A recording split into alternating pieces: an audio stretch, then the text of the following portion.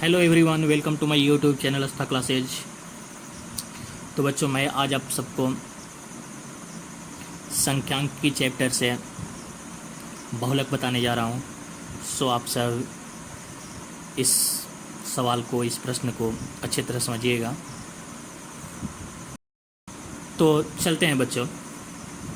हमारा एक प्रश्न है, निम्नलिखित आंकड़े 225 बिजली उपकरणों के प्रेक्षित जीवन काल घंटा में किस सूचना देते हैं। ठीक है, हमारे पास एक आंकड़े हैं जो कि बिजली उपकरण के जीवन काल के बारे में बता रहा है। ठीक है, ये हमारा सवाल है। जीवन काल घंटों में 0 से 20, 20 से 40, 40 से 60, 60 से 80, 80 से 100 और 100 से 120। ठीक है, मतलब ये वो उपकरण है जिनकी जीवन काल है 0 से 20 के बीच, फिर 20 से 40 के बीच, 40 से 60 और 60 से 80 और 80 से 100 और 100 से 120। ठीक है, अब 0 से 20 के बीच वाली जो उपकरण है उसकी विरंबरता कितनी है? 10 है। यानी कि कहने का मतलब ये है कि 0 और 20 के बीच जीवन काल वाली जितनी उपकरण है उसकी संख्या क्या है? 10 है। ठीक है, 20 से 40 घंटों के जीवन काल वाली जो उपकरण है उसकी संख्या कितनी है? 35 है। जिस उपकरण का 40 से 60 घंटा जीवन काल है उसका संख्या कितना है? 52 है। और जिस उपकरण का जीवन काल 60 से 80 के बीच है उसकी संख्या कितनी है? 61 है। और जिस बिजली उपकरण का जीवन काल 80 से 100 घंटे के बीच है उसकी कितनी है? संख्या 38 है। और जो 100 और 120 से घंटों की जीवन काल वाली जो उपकरण है उसकी संख्या कितनी है? 29 है। ठीक है, अब कह रहा है कि इन उपकरणों का बहुलक जीवन काल ज्ञात कीजिए। ठीक है, तो चलते हैं, हम हल करते हैं। हम यहाँ सारणी बना देते हैं। जीवन काल घंटों में 0 से 20 से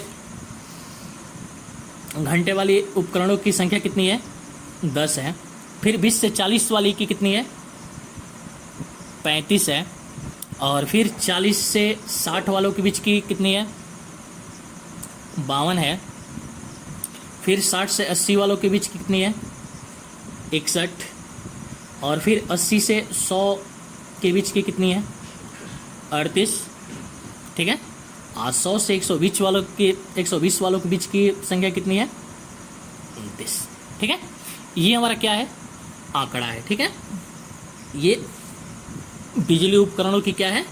आंकड़ा है। ठीक है, तो बहुलक निकालते हैं। ठीक है, तो बहुलक निकालने के लिए हमें क्या होता है? एक बहुलक निकालने का एक हमें सूत्र मिलता है। ठीक है, जो होता है बहुलक बराबर L plus F1 minus F0 बटे में 2F1 minus F0 minus F2 into में H। ठीक है, अब हम आप लोग को बता रहे हैं कि F1, F0, F2, H और L क्या होता है। ठीक है, तो सबसे पहले हम F1 निकालते हैं। ठीक है, F1 निकालते हैं। F1 हमारा वो होता है जो कि बरम्बारता, ठीक है, बरम्बारता के सबसे बड़ी आंकड़ा। ठीक है, तो इस बरम्बारता में सबसे बड़ी आंकड़ा क्या है हमारा? बरम्बारता में सबसे बड़ी आंकड़ा हमारा क्या है? 61 है। ठीक है, सबसे बड़ी आंकड़ा क्या है? 61 है। ठीक है, इस बरम्बारता की सबसे बड़ी आंकड़ा क्या है? 61 है। और यही 61 हमारा क्या होता है?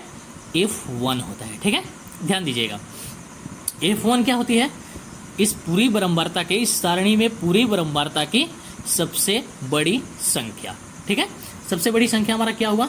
61, यानी ये हो गया F1। ठीक है, अब आप एक इसे याद करने के लिए आप नंबर से भी कर सकते हैं। F1 है। ठीक है, F1 है तो स्वाभाविक ही होगा कि F के ऊपर होता है F0, यानी कि 0, 1, 2। ठीक है, तो F1 के ऊपर वाली जो आंकड़ा होती है, ठीक है, F1 के जो ऊपर वाली आंकड़ा होती है वो क्या होती है? F0।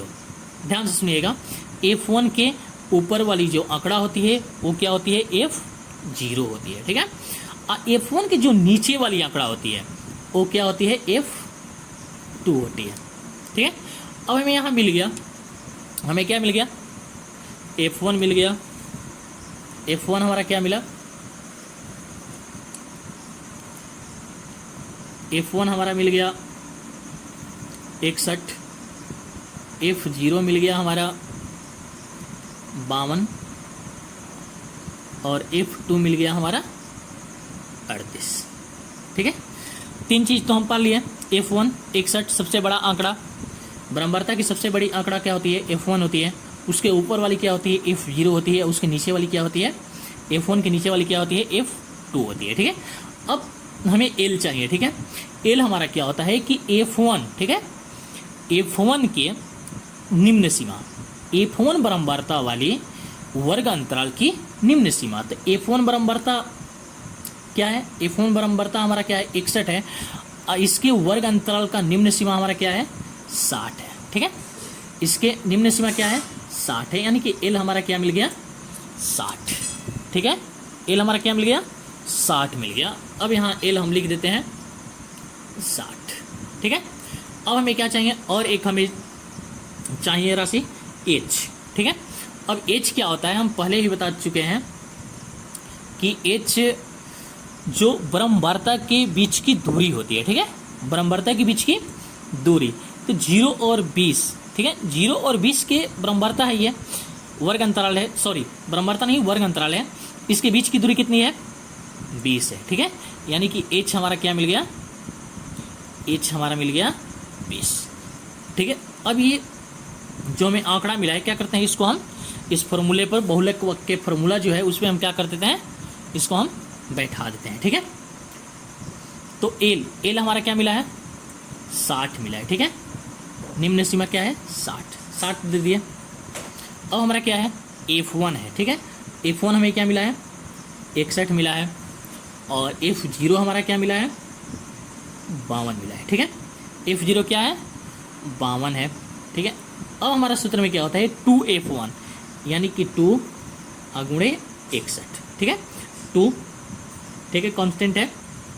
F1 क्या है, 61 है, यानी कि 2 गुणे 61, फिर माइनस F0 हमारा क्या है, 52 है। ठीक है, F2 हमारा क्या है, 38। F2 क्या है हमारा, 38 है, और H क्या है हमारा, 20। देखिए, H हमारा 20 है, L हमारा 60 है, F2 हमारा 38 है, और F0 52 है, और F1 क्या है, 61 है। ठीक है, अब इसको हम आगे हल करते हैं। ठीक है, तो चलते हैं, ये हमारा क्या हो जाएगा, 60 हो जाएगा, और ये 61 में से 52 घटेगा तो क्या हो जाएगा, 9 हो जाएगा। ठीक है, 61 में से 52 घटेगा तो क्या हो जाएगा, 9 हो जाएगा। अब ये 61 दुना क्या हुआ, 61 दुना 60 दुना का 120 और 2, यानी कि 122 हो गया। क्या हो गया, 61 दुना का 122 हुआ। और ये 52 और 38 कितना हुआ हमारा, ये दोनों माइनस है, इसको एक साथ हम जोड़ देते हैं। 52 और 38 हमारा हो गया 8 2 10, 10 का 0, अब 5 3 8 1 9, ये हमारा हो गया 90 अगुणे 20। ठीक है, आगे इसको बनाते हैं। ये हमारा क्या हुआ, 60 हुआ प्लस 9। अब ये 122 में से 90 घटेगा तो हमें क्या मिलेगा, 122 में से 90 घटेगा तो हमें मिलेगा 32। ठीक है, अगुणे 20। अब इसको हम कटा सकते हैं, शायद ये 4 से कट जाए, 4 से कटेगा तो ये क्या हो जाएगा, 8 हो जाएगा, ये 4 से कटेगा तो क्या हो जाएगा, 5 हो जाएगा। ठीक है, अब आगे बढ़ते हैं। 60 अब प्लस ये 9 पचे क्या हो जाएगा, 9 पचे 45 हो जाएगा। ठीक है, 9 पचे 45 अब बटे में 8। ठीक है, अब यहाँ हम नीचे 1 देते हैं और इसको बटा पर के जोड़ बनाते हैं, बटा पर के जोड़ बना देते हैं। इसका हम नीचे का जो हमारा हर है इसका हम क्या कर लेते हैं, एलसीएम निकाल लेते हैं। तो एलसीएम हमारा क्या हो जाएगा, 8 हो जाएगा। ये क्या हो जाएगा, 1 से 8 में भाग देंगे तो हमें क्या मिलेगा, 8 मिलेगा, और 60 में 8 से अगर हम गुणा करते हैं तो 8 छक 48, यानी कि 480। ठीक है, अब प्लस 8 में और 8 से भाग देंगे तो 8 1 होगा, और 1 में 45 में गुणा करेंगे तो क्या हो जाएगा, 45 हो जाएगा। ठीक है, यानी कि अब इसको हम आगे चलते हैं। 480 अब प्लस 45, ये क्या हो जाएगा हमारा 525। ठीक है, 525 बटे में 8। ठीक है, 525 बटे में 8। अब इसको हम भाग करते हैं, तो हम भाग करते हैं तो पहले हमारा क्या होगा, 8 5 40, 8 6 48, यानी कि 6 बार में जाएगा। 8 6 48, ऊपर से क्या होगा 4 उतरेगा, यानी कि फिर ऊपर से 5 उतरा तो 45 हो गया, यानी कि 8 5 40। ठीक है, हो गया 5। अब फिर नहीं जाएगा तो पॉइंट होगा। ठीक है, पॉइंट हम दे देंगे, 5 उतरेगा 5 0 50, यानी कि फिर 8 6 48, फिर 50 तो 2 होगा, यानी कि 8 दूना का 16, और फिर 4 उतरेगा, 4 पे 0 40, यानी कि 8 5 40। ठीक है, अब यहाँ हम भागा दे दिए तो हमारा कट कर क्या हो गया 65.625, यानी कि ये जो इसका हमें बहुलक मिला। ठीक है, बहुलक मिला, वो क्या मिला,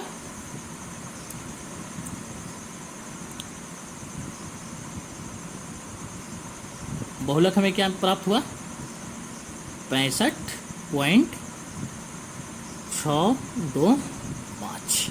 ठीक है।